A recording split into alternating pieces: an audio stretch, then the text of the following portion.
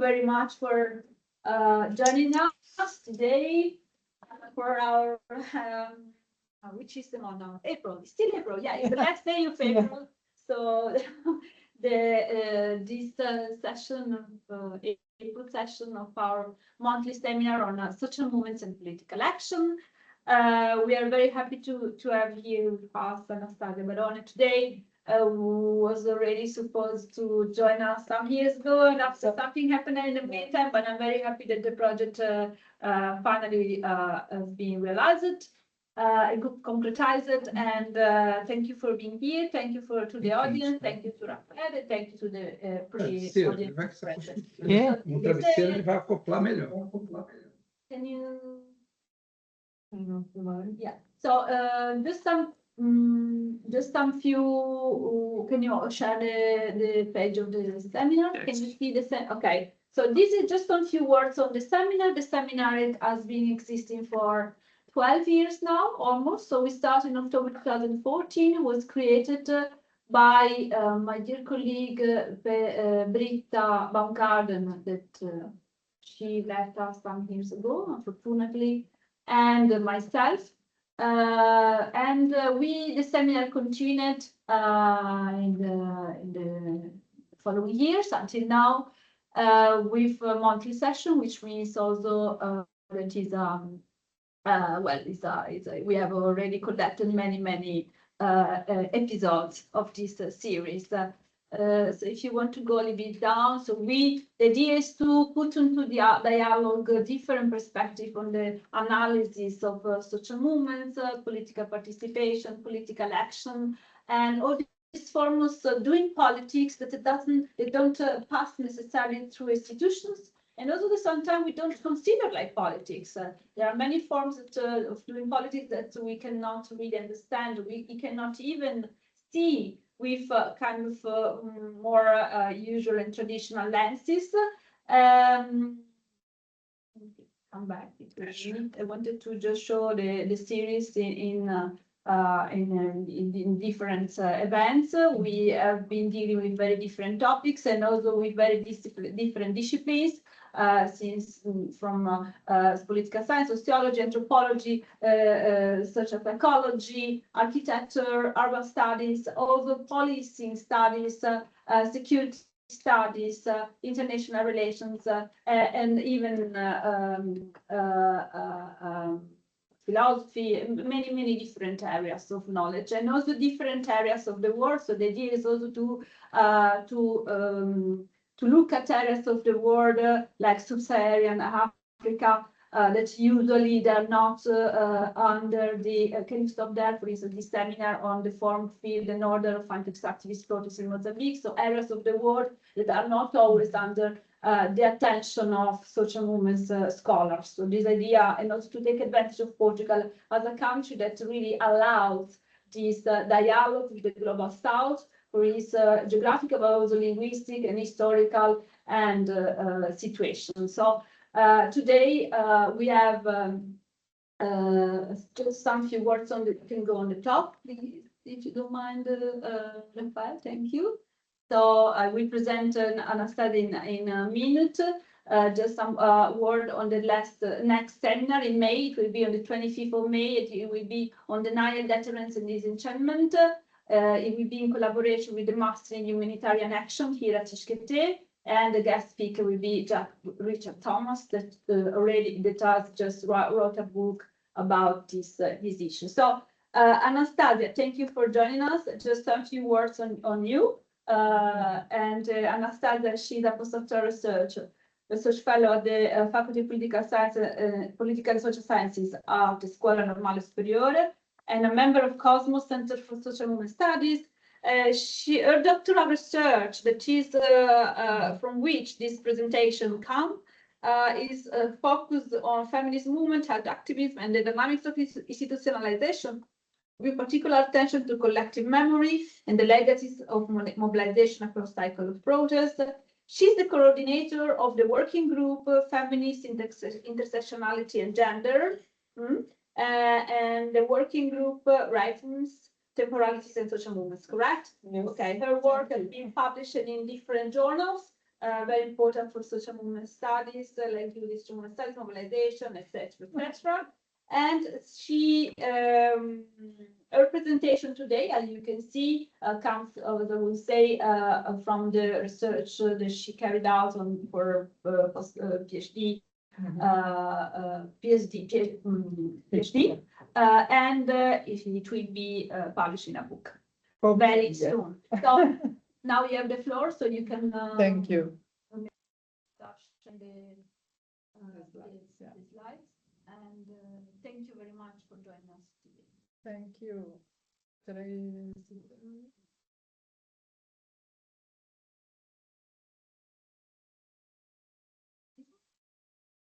Yeah, you can use this one and then, yeah. Okay. Oops. You're welcome. So, hi, everyone. Thanks a lot for joining, and really thank you, Guya and Rafael, for organizing this and for having me. I must say it's really a pleasure for me to join this monthly seminar. And as Guya was saying, I had originally planned to come and present my work a few years ago while I was still doing my PhD. Then I had some personal issues and I had to cancel. And so I'm really glad that now I can participate with the PhD finished and so presenting, let's say, the work already done. So hopefully it's better like this.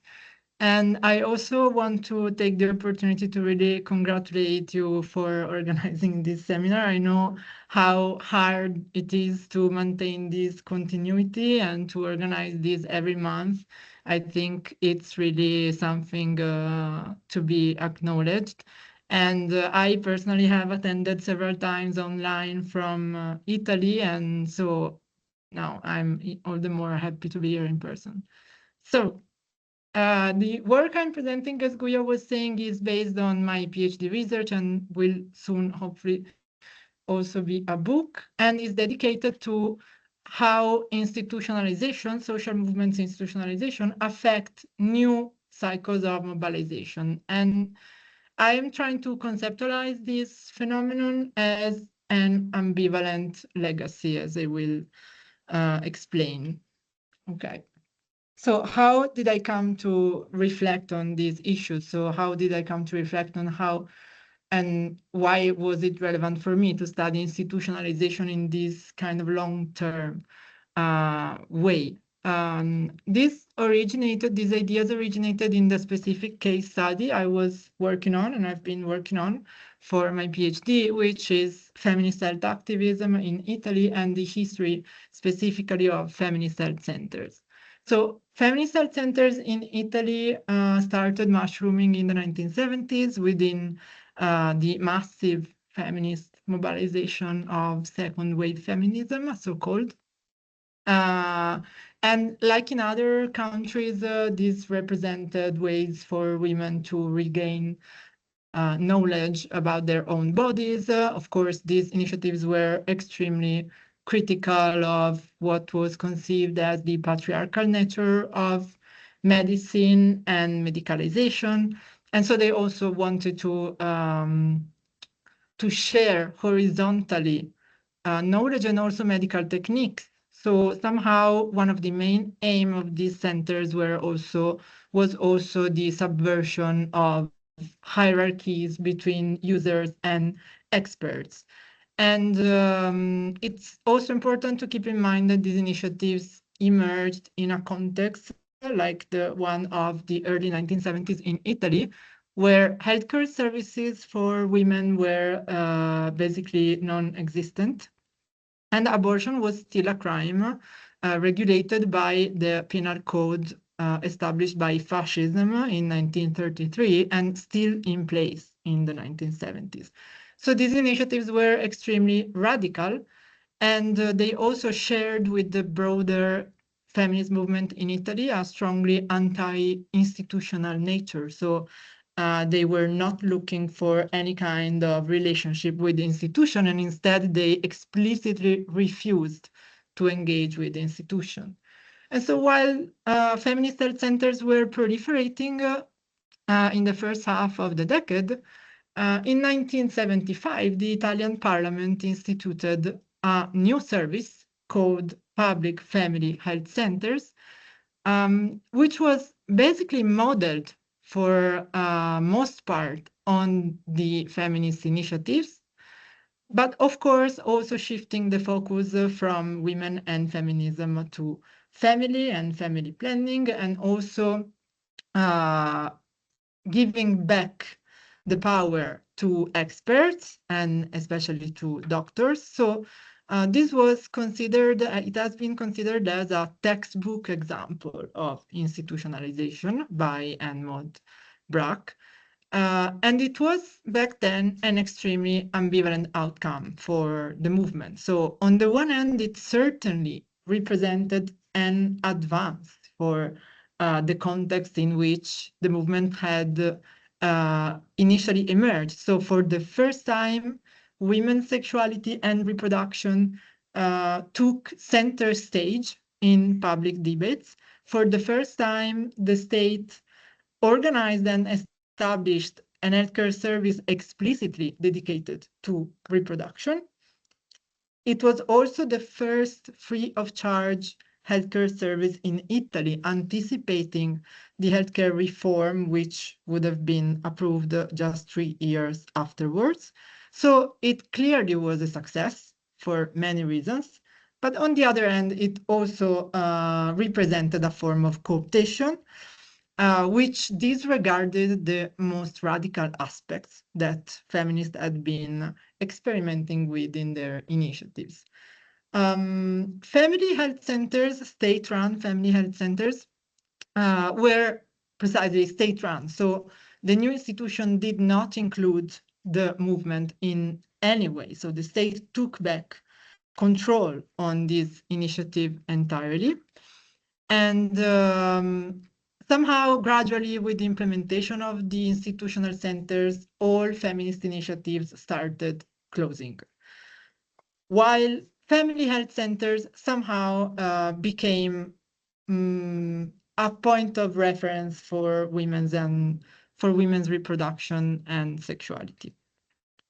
So when I started my research in 2018, a new feminist wave was on the rise in Italy, the wave that originated in Argentina in 2016. So a trans-feminist and intersectional wave of activism that, as I could notice since the very beginning, being also part of it actually, was still grappling with the ambivalence of family health centers as an outcome. So on the one hand, the movement was reclaiming the defense of family health centers as central services for women's healthcare, but also as a legacy of past generations.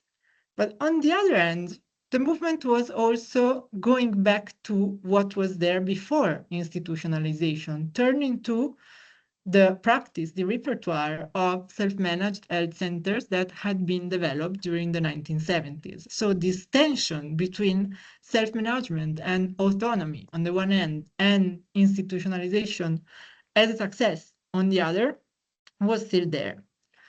And so and so this is how I came to be interested in studying how institutionalization actually affects new cycles of mobilization. And in the study of social movement, institutionalization is for sure a very studied issue. And there have been different approaches, mainly 3, I believe.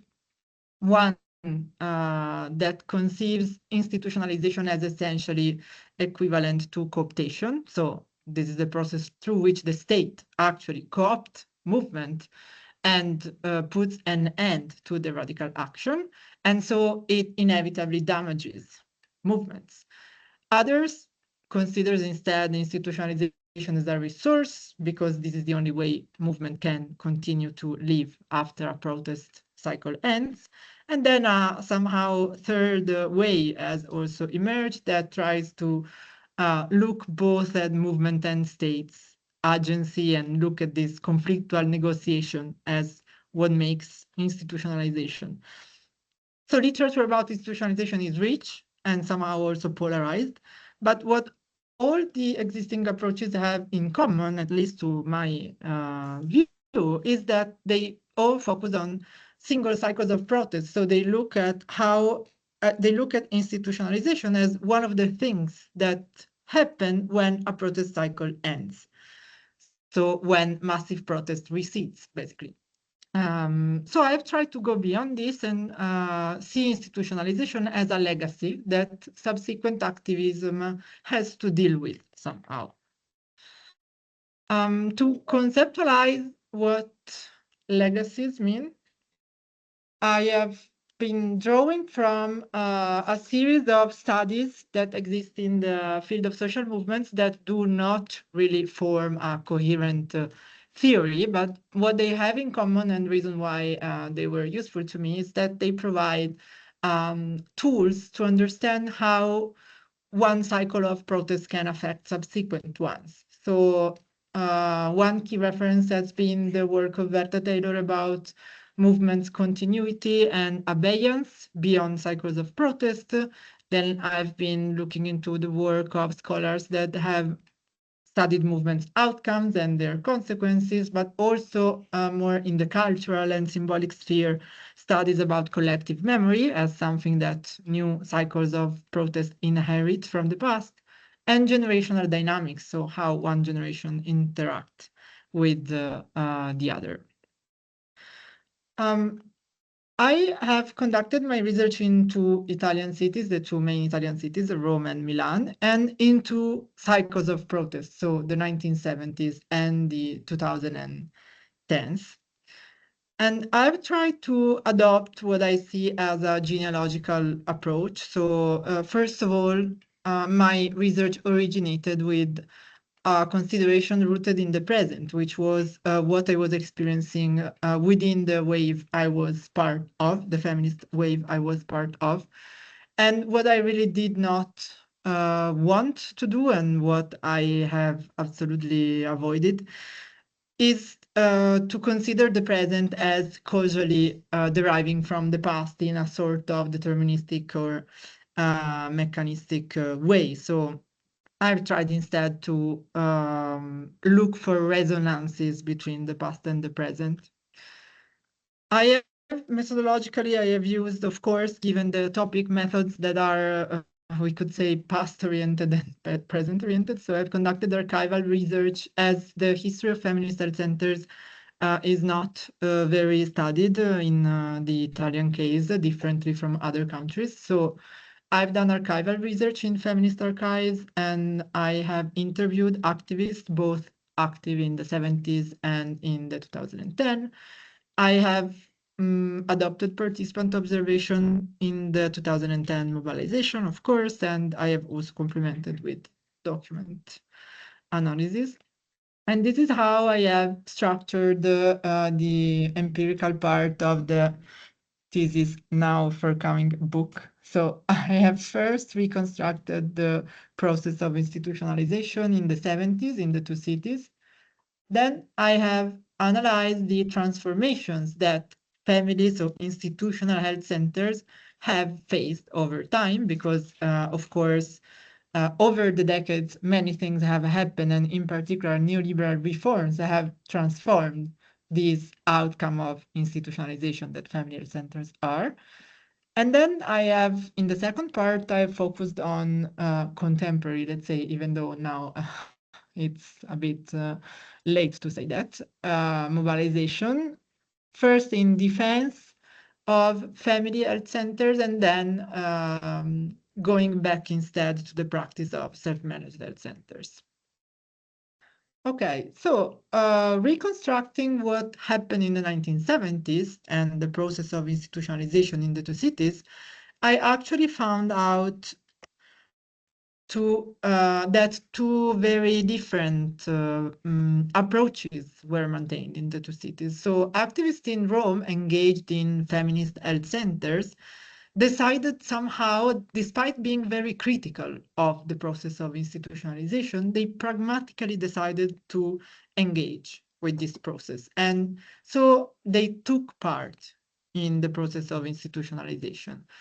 While activists in Milan engaged in feminist health centers decided to maintain a complete distance from this process, and they decided not to engage in it, and they reclaimed their complete autonomy. As I was saying, in both cities, after the implementation of institutional health centers, gradually feminist initiatives disappeared, being somehow substituted by the institutional centers, but also given the gradual also decrease of massive mobilization in the country. Over the decades that followed, public family health centers have been significantly transformed. First of all, in the decades that followed the process of institutionalization, a dynamic of depoliticization and bureaucratization unfolded in the centers, but then the real changes came with neoliberal reforms in the 1990s, which introduced a market-oriented managerial approach in the broader healthcare systems, and this also affected health centers, and also cuts to public funding reduced the centers in number. So of course, this affected their nature, and new threats also came, such as those promoted by anti-choice movements that threatened the existence of these centers. Now, turning to the new wave of activism, as I was saying, when I started my research in 2018, the Non una di meno ni una menos movement in Italy was extremely strong and mobilizing in every city in the country, as it still is actually.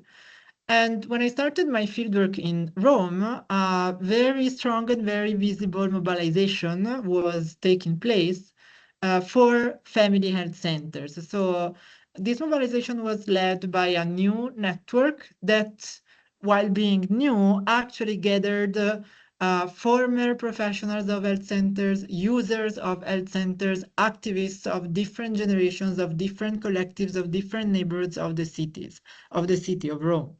And so it was somehow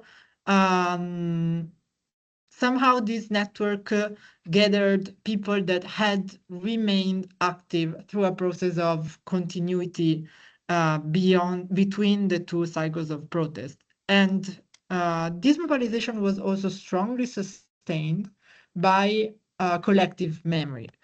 And I think this quote shows quite well what I mean. So this is a quote from a former professional of health centers, but it really represents a narrative that was repeatedly reported to me during my fieldwork. So this person says, when I talk about this place, the public family health centers, I know I am on the right side. It belongs to us, and it is the concretization of everything we had thought.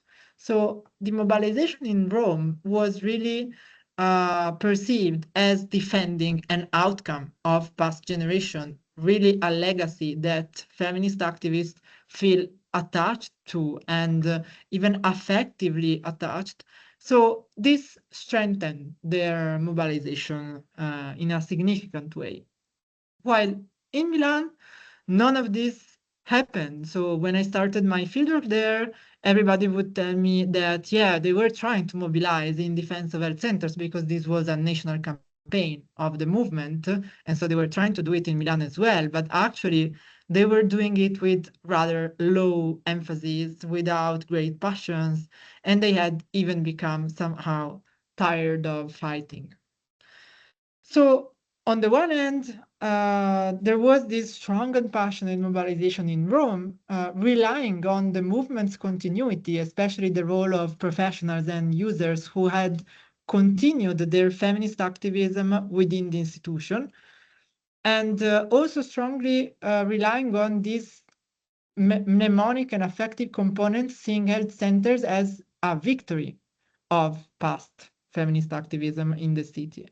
While in Milan, mobilization were half-hearted, activists were lacking ties with the service because, as I said before, the movement did not participate in the process of institutionalization in Milan, and activists felt that the very identity of health centers had been mainly shaped by the state and later on by neoliberal interventions. Then I explored these new initiatives of self-managed health centers that emerged after institutionalization. In both Rome and Milan, this dynamic was present. So these new centers are called in Italy consultoria. And so in Milan, the Consultoria Autogestita was founded in the 90s, and in Rome, the Consultoria Transfemminista was founded in 2017. One thing that these centers shared was the fact that these activists, which were younger activists compared to the generation of the 1970s, where they justified their choice of going back to self-management with their assessment of the negative consequences of institutionalization. So they would say, we were faced with the disillusionment of what family health centers had become, as the institutionalization of health centers led them very far from their origins, as the experiences started as self-managed and self-governed, and now they are no longer so. So there was this strong criticism against the depoliticization of health centers.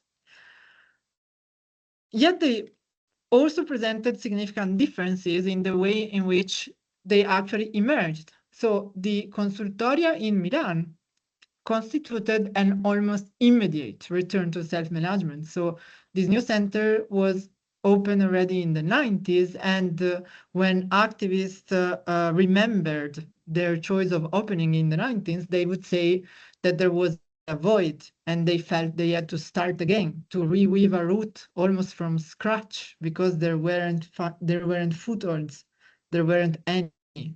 So clearly, the absence of a strong legacy in Milan mattered for the way they went back to self-management, let's say. And this was clearly very different in Rome, where actually only in 2017 and as part of a new transfeminist cycle, and so also with the idea of addressing the needs of subjectivities that had not originally been included in health centers, so LGBTQ plus subjectivities. This was only later, and in this new framework, a new self-managed health center was opened.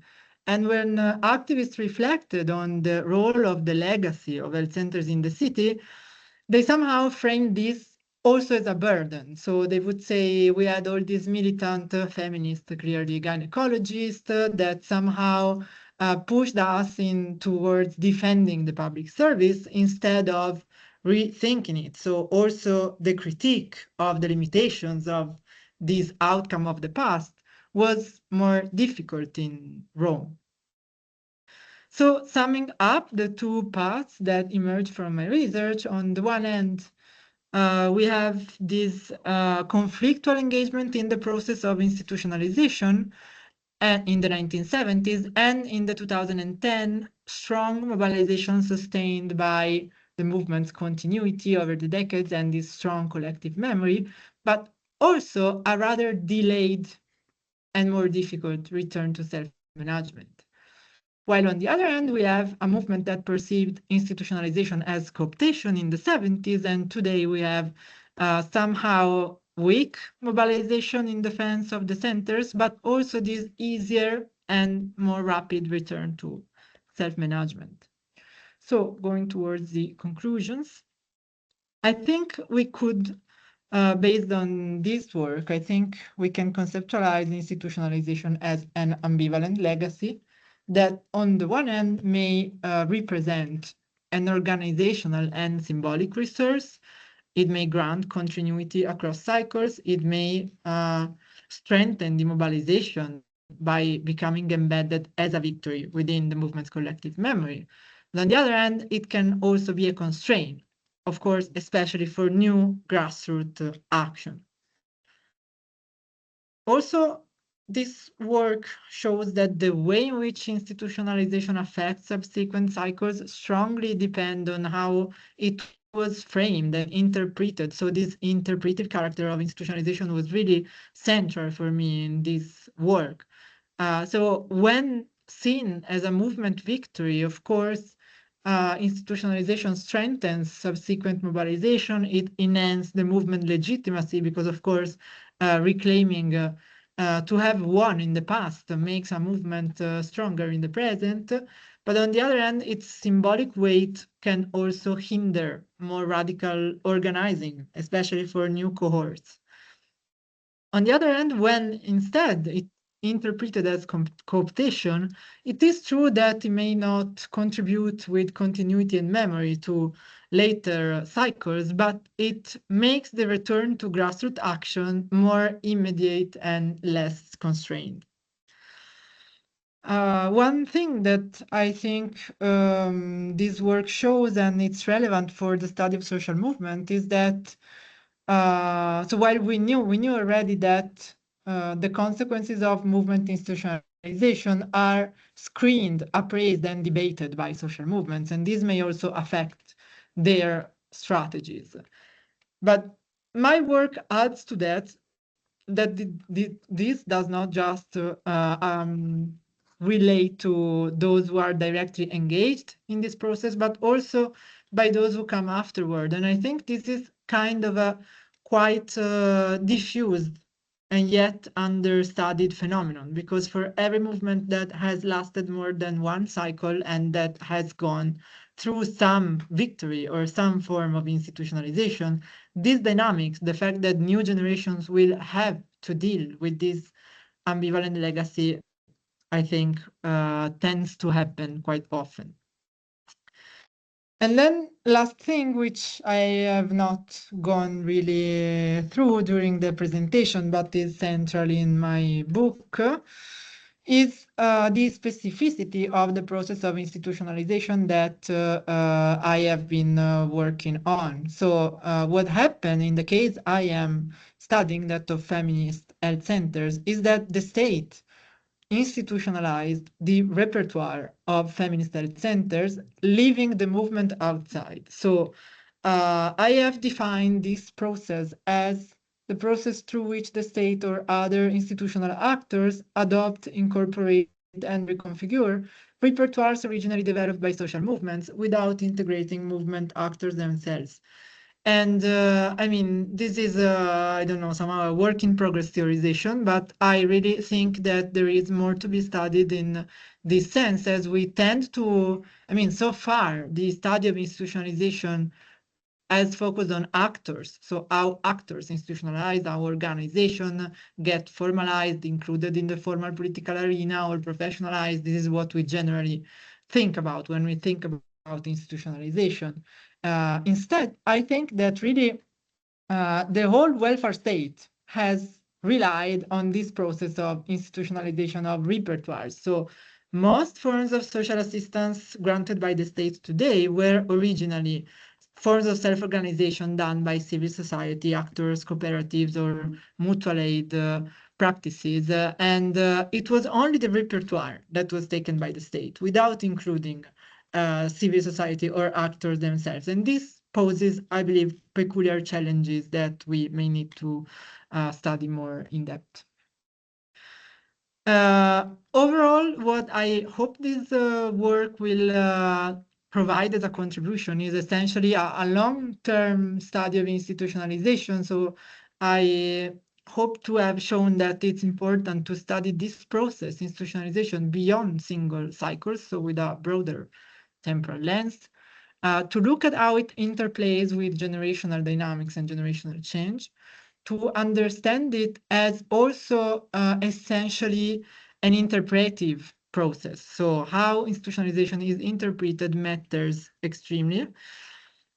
And finally, even though I have not gone very in-depth into this during the presentation, but we need to understand institutionalization as inevitably connected to how the state has changed over the decades, because of course, family health centers in 1975 were a very different form of institutionalization than family health centers today after neoliberal reforms, economic crisis, and so on and so forth. And last point, but this is really important for me. I think that one of the contribution I hope to provide with this work is also to challenge the idea of a linear and progressive temporality of feminist movements and feminist waves. And when we look more in depth into each wave, we see that there's nothing like a coherent and unified single wave. Even two cities in Italy had very different approaches to the same phenomenon, very different movement culture, and very different consequences in new cycles.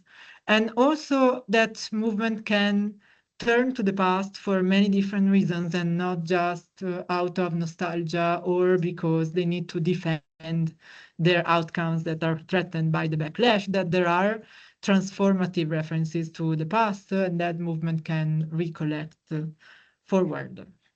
And that's it. Thank you very much. Grazie. Thank you.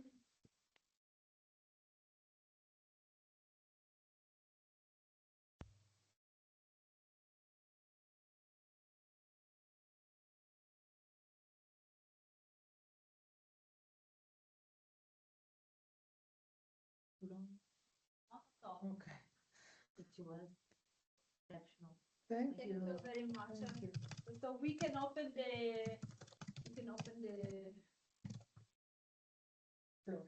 floor and the question answer session. I'm moving from classes to here, so I was looking for the right word. And so it was from the virtual room and from the physical room, which is very small, but for sure with a lot of questions from Ireland that I have questions and comments. But before, I would like to see if someone else has some home here. I think it was. Or is that doctoral students here? Thank you, Anastasia. I think I am here because I'm studying the gender issues. Dovete muito mal? Podes falar pouquinho mais alto? Okay. I am studying the gender issues on the political movements in Brazil.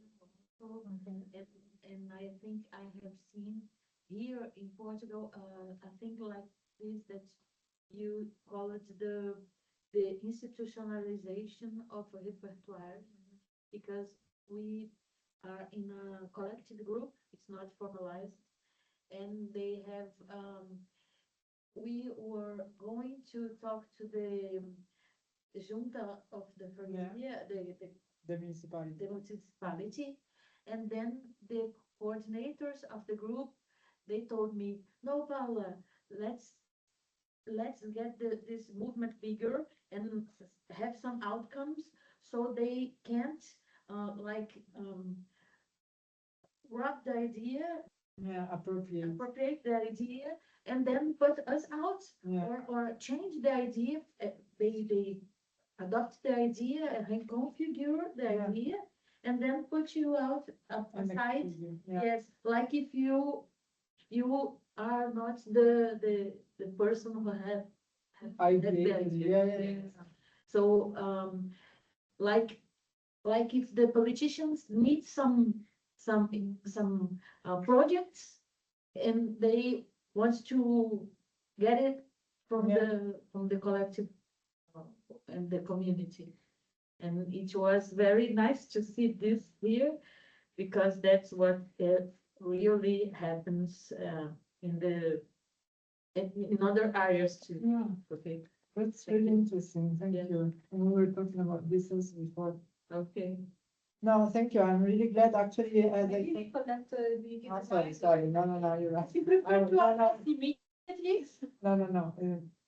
We can stop There's it. someone else who...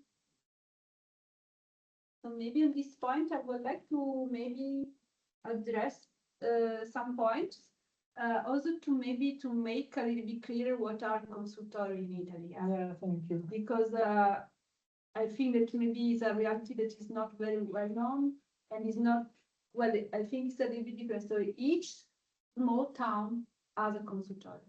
Okay. So this is, and this is not just an appropriation by the state or some policy innovation from the grassroots. It's really kind of something that, well, for generation and generation were some centers where everybody was going. It was the first step for any sexual health issue, or the first contact with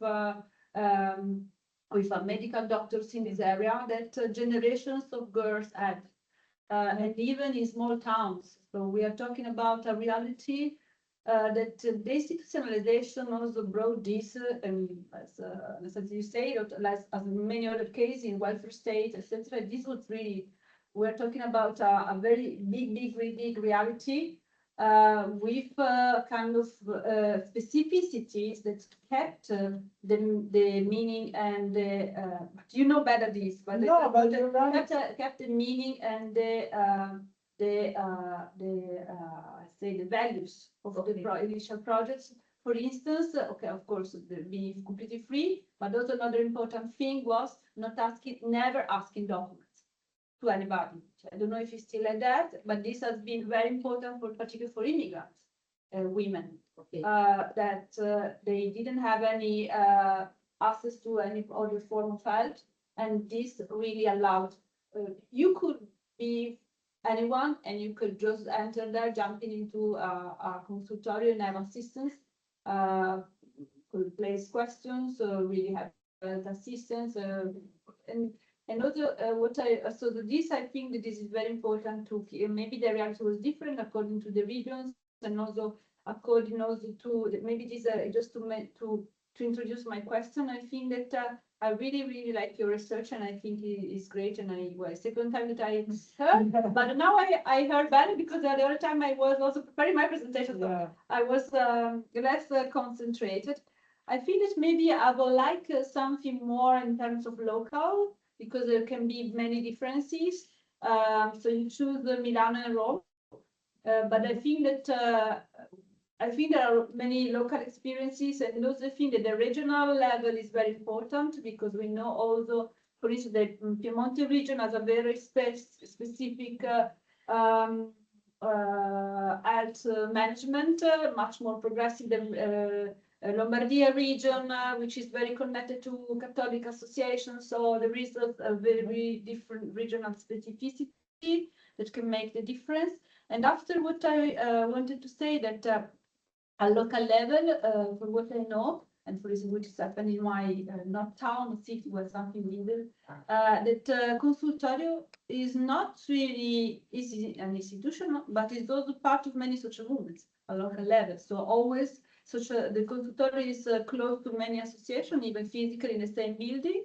And anytime that there is some mobilization for gender rights or for immigrants' rights, they are also involved. So I think also that maybe to blur a little bit the strong and rigid division between state and social movements, state and civil society. So more in this new currents in social studies like interactionism, where not much new. The industry and dividend, all these theories about breaking down the state and all this, because many times institutions are part of social movements also. So we have the concept of contentious governance. You have local politicians and local governors or members of the local municipality that are closer to social movements and to the central institutions. So I think that this maybe can be also a way to look at this in a little bit also taking into consideration the nuances, and also think that another point is about radicalism, because I think that now, considering the current situation and in terms of public health in respect to gender rights, consultorio are radical. In a certain way, and also particularly in respect to the immigrants, because there were these attempts to ask the medical doctor in the hospital to ask documents to immigrants, etc. And of course, many medical doctors, they say, well, we will never implement that.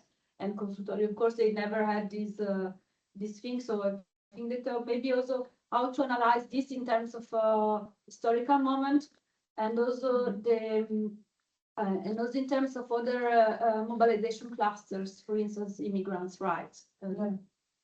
I don't know if it was clear, but it's very, very stimulating research. So thank you so much. And Anastasia, do Just you? a moment, if we have more questions from home. Just a moment. We have one in the chat. I can read it. Oh, wow. So Daniela Feira Silva says, thank you very much, Anastasia. I share the same concerns about the youth climate movement in Portugal. If they are transformative in their discourse and disruptive interactions, they lose legitimacy in the public sphere, repression and prejudice in the mainstream media. If their actions are less disruptive and their discourse more mainstream, they run the risk of being co-opted by adult institutions that want to maintain the status quo. So where does that leave the climate debate? How can we work with Chantal Mouffe's concept of agonism? Once again, thank you for the discussion.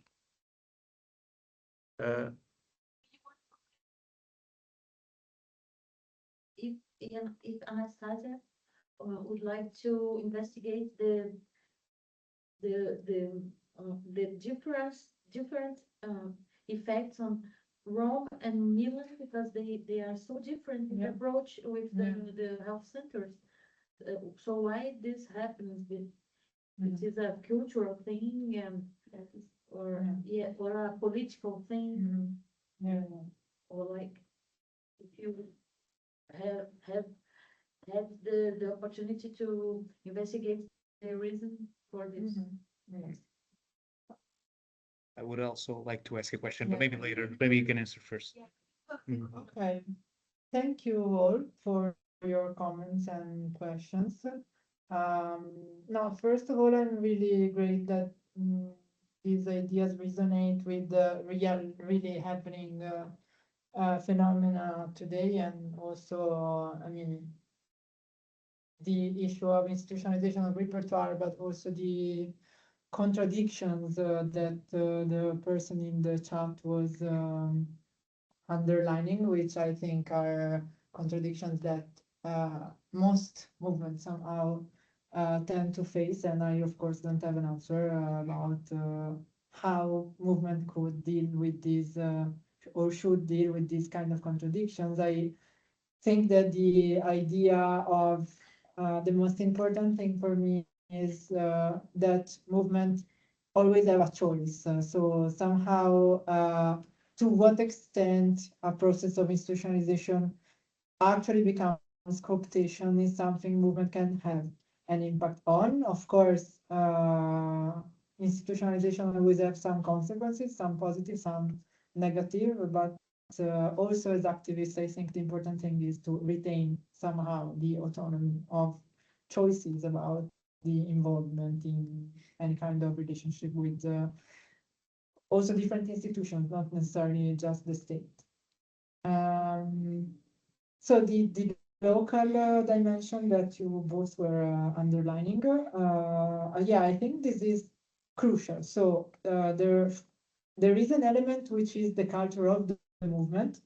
So Rome and Milan in the 1970s represented two very different approaches to feminism, and in general, Roman feminism was more was closer to institutional politics, let's say, to political parties, to leftist political parties, to women active in trade unions, and also Rome is the place where national politics unfolds in Italy, as it's the capital. So they were less ideological in their refusal to engage with institutions. So they, as part of their self-representation, they were extremely radical and anti-institutional, but then pragmatically, they somehow always had relationship with formal politics. And that's also the reason why they managed to be so influential then. And I didn't go through this in the presentation, but they really managed to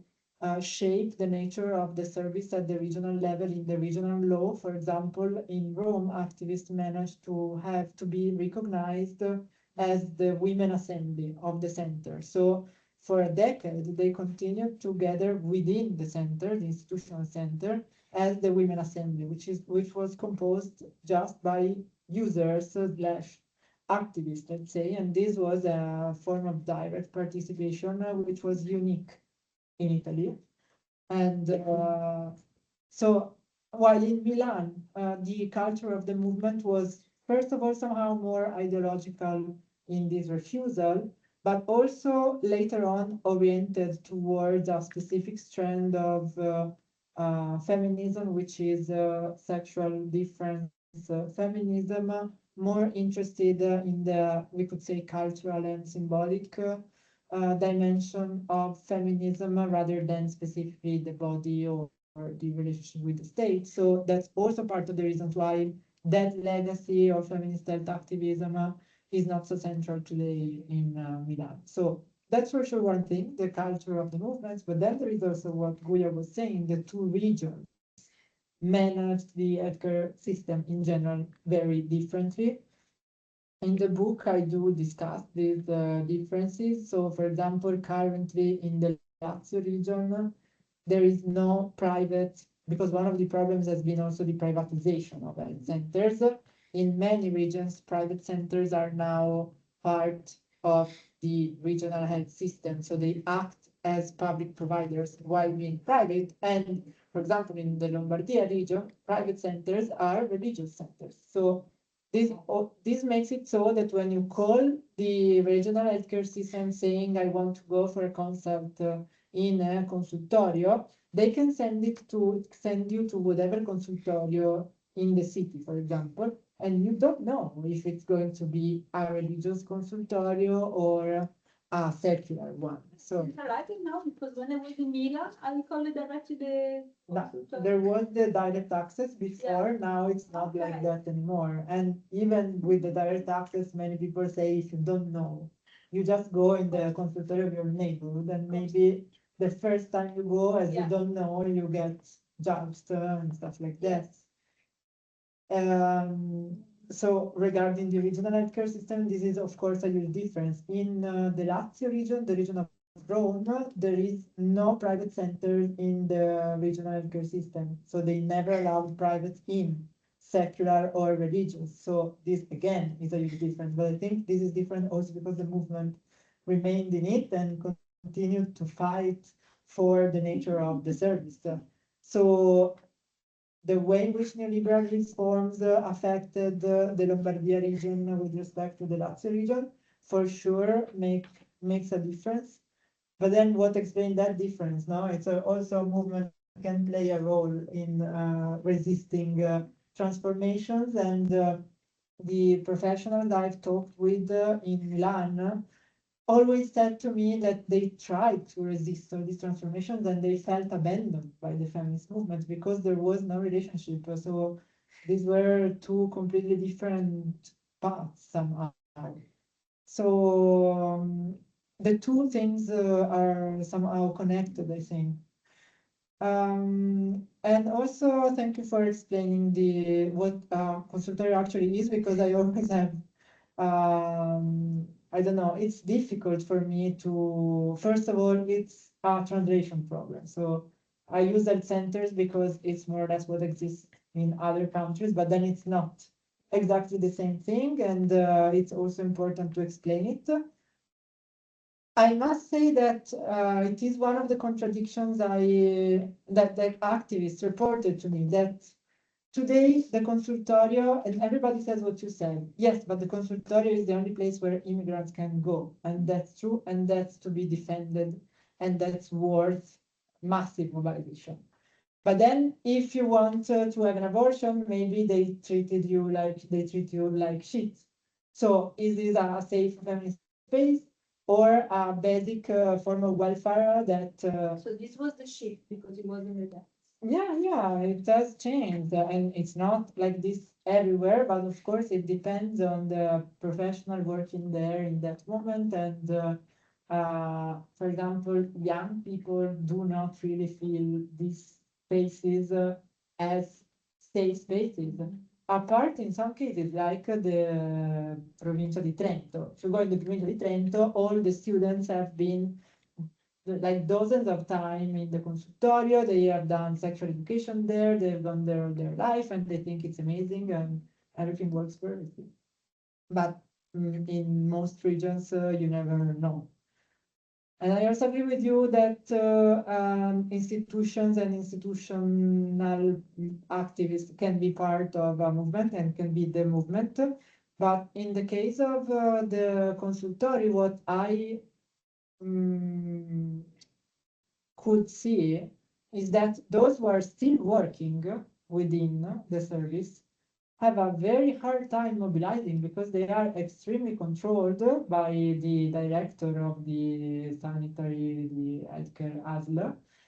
And they cannot, for example, talk to journalists. They have to be very attentive not to somehow talk badly about the institution. So most professionals are retired professionals. And so, yeah, it is true that, like, for example, in Rome, the activists of the group I have been doing the research with are super connected to people working in. But I wouldn't say that the consultorio takes the street as the institution. And yeah, I think no, and the consultorio is radical today. Yes, I agree with you. Is radical for some reasons, but this should not represent an obstacle to rising further desires to make it better. So now it's my turn. Anastasia, first of all, I want to thank you for your presentation. It was very enlightening and provocative. I'll be looking forward to reading your book when it comes out. Thank you. I think it will also be useful for my PhD thesis. So, but during your presentation, I had two questions. First, you showed how even though institutionalization of the feminist health centers was viewed positively in Rome and Milan was more critical, it also presented what was perceived as an increase in a few problems like bureaucratization and a sense of loss of autonomy. So what do you think that was the real intent of the political actors in the institutions that led the process of institutionalization? Do you think there was a legitimate desire to listen to the social movement and satisfy the social movement's claims? Or was it more a desire of depoliticize them and decrease protest and contestation against them? And I imagine also for these political actors to associate themselves with the social movement was also beneficial in some sort of way. The second question that I have is how has the Italian far right responded to these feminist health centers and mobilizations around them? Because in recent years, we have seen an increase in far right social movements and in Italy as well. And a lot of times when it comes to the left-wing social movements, we see two types of responses. Either they completely oppose them and try to suppress them in their repertoires, or they try to create their own version of their repertoires. For example, we have seen far-right activists in Italy, I don't remember the cities exactly, but squatting buildings and trying to create a squatting initiative that has a sense of community that feels similar to what we traditionally associate to the autonomist or anarchist squattings, but with other ideas, right? So, for example, only open to nationals and not accepting of immigrants and queer people. So when we look at these far-right mobilizations and dynamics, what has been its response to feminist health centers? Have they come up with their own versions of it, or are they actively campaigning against them? Sorry, that wasn't my intention, sorry. Thank you. Should I answer? Do we have more questions at home? I think not.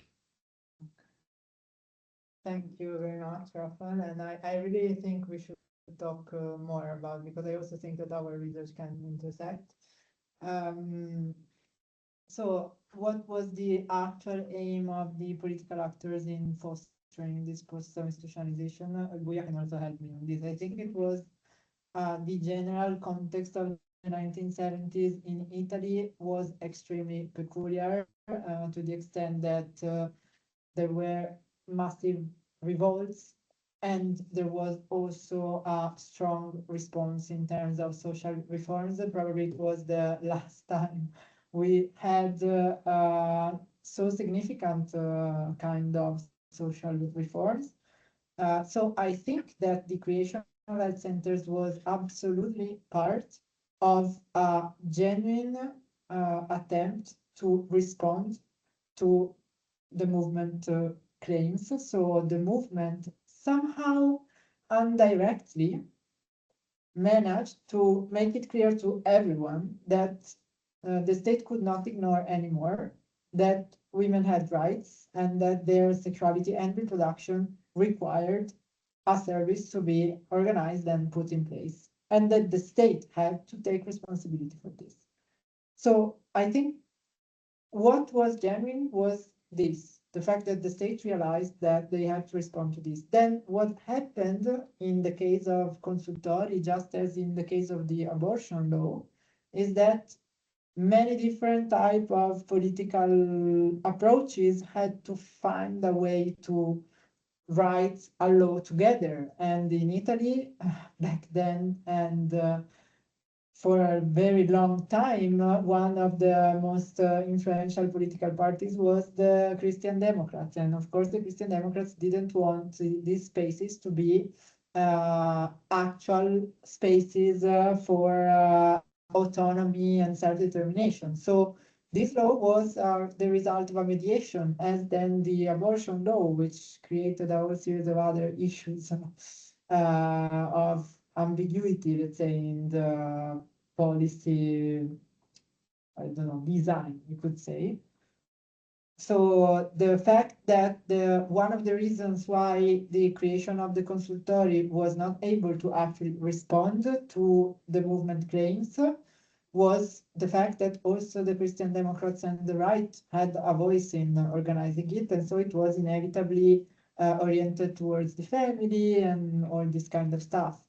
The left, I believe, although in Italy the left, even the Communist Party, had a very hard time understanding the importance of women's self-determination.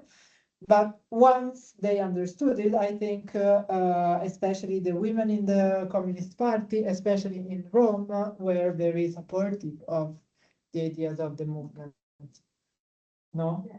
No, although because again, I think it's important maybe to contextualize when we talk about the Communist Party in Italy, talk about a party that was almost having the majority. So we are talking. So it was a huge majority in parliament, and we have a parliamentary political system. So I think that when we talk about, I think that maybe for me the problem is to talk about state, because we have actors, we have players, and we have and these are not entities that are completely separated from society or rather from the moon. So these are actors that many of them, they're also part of social movements. Again, a local, regional, the regions that were not created yet, but they were. But people that were member of the parties and in the parliament, many times they were also in the feminist movements, and those are the new parties that were created at the time, etc. So maybe or they had connection with an association that had connection with. So many times the influence of social movements is not.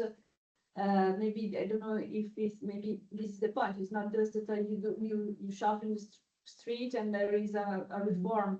It's really also through this kind of interaction and connection, and also that the people are connected in some way. Also the parties are influenced. The forums.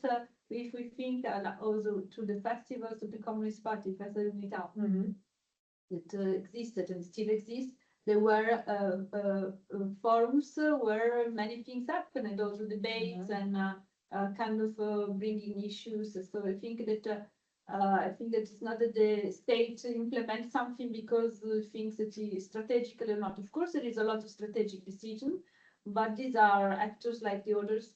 And I think indeed we are in a period where there is a lot to follow the labor status since the 1970s.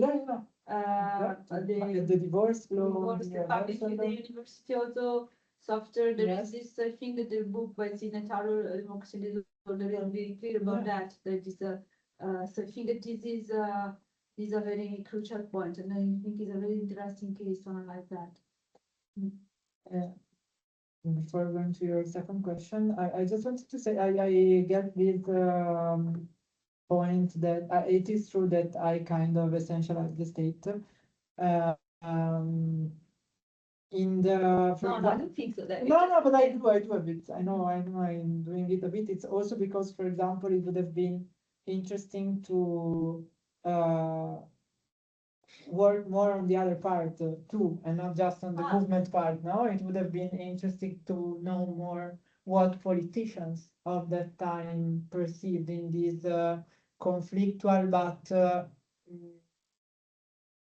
functional relationship they had with the movement. But for the feminist movement, I really believe there is an issue, and the issue is that they broke up with all political parties. So I think there were not so many women in the movement that were also in the party. And Rome is probably the city in which this worked better, and especially through the mediation of these organizations such as the Unione delle Donne Italiane, which was connected to the Communist Party, but even then they broke with the Communist Party. I mean, the fact that the Communist Party arrived so late to acknowledge the women issue mattered a lot for the complex relationship that still today, I think, feminist movements in Italy have with the left. And so I don't know if it's a narrative or a reality, but when you read like the minutes of their assemblies when the parliament was discussing the law on consultori,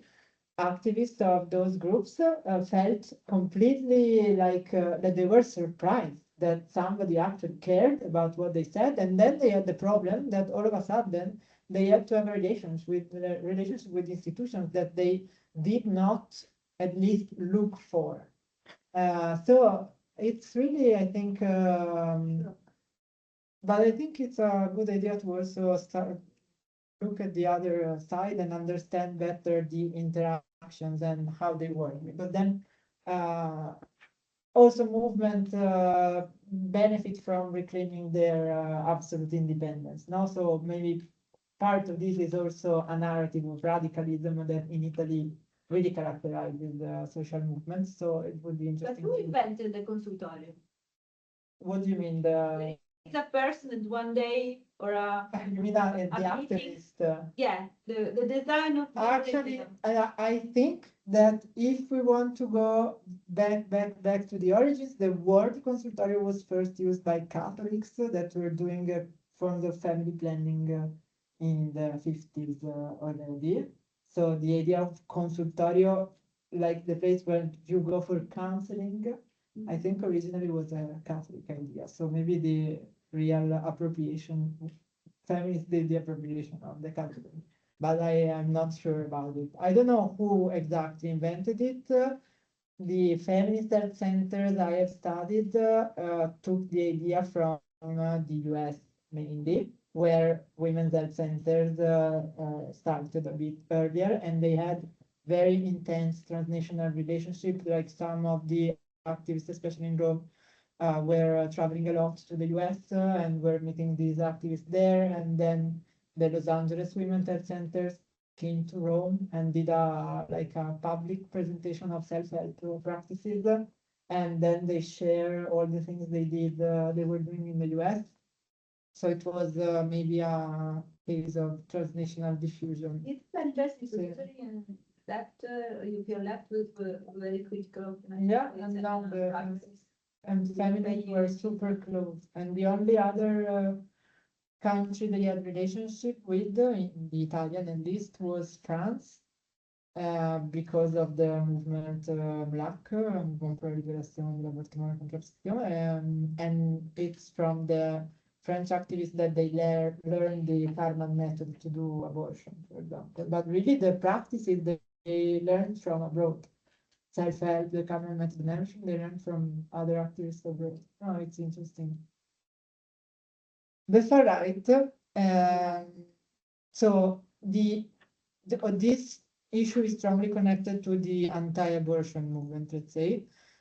First of all, with the approval of the law on abortion in 1978, so 3 years after the creation of health centers were given also, among other things, the responsibility, among other providers, to give women who wanted to have an abortion this certificate that women need. So when you want to have an abortion in Italy, you have to go to a doctor, and the doctor has to certify that you actually have some reasons so that are not just your own will. And so this is the practice, let's say. And health centers do this.